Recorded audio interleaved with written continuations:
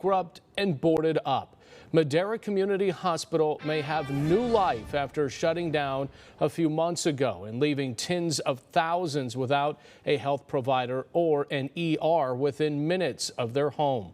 Juanita Adame now joining us live in studio. And Juanita, tens of millions of dollars now just a signature away. They are, Alexon, and legislation passed in Sacramento. This could help rescue several not-for-profit state hospitals ravaged by the COVID pandemic. Both Assemblymember Soria and Senator Caballero told us this is a step in the right direction.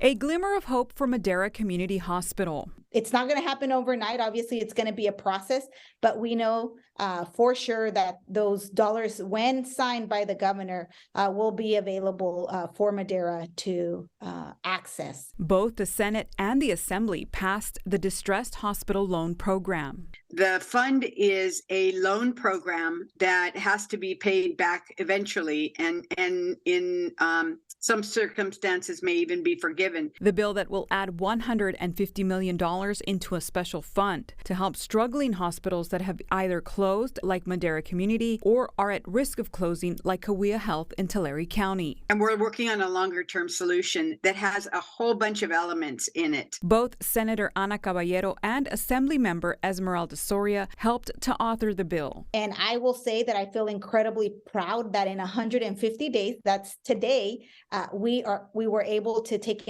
action to allocate $150 million.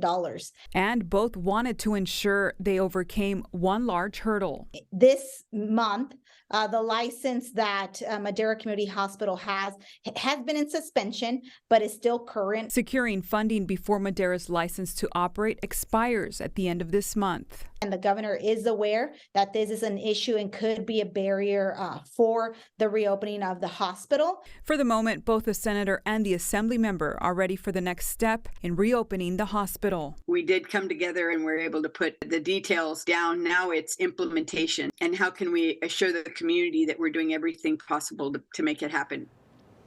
And one key aspect of this legislation mandates that the hospitals are transparent about their finances. Caballero told me there are a total of 8 hospitals throughout California that are at risk for closing. In the studio, Juanita Adame, KC24, local news that matters.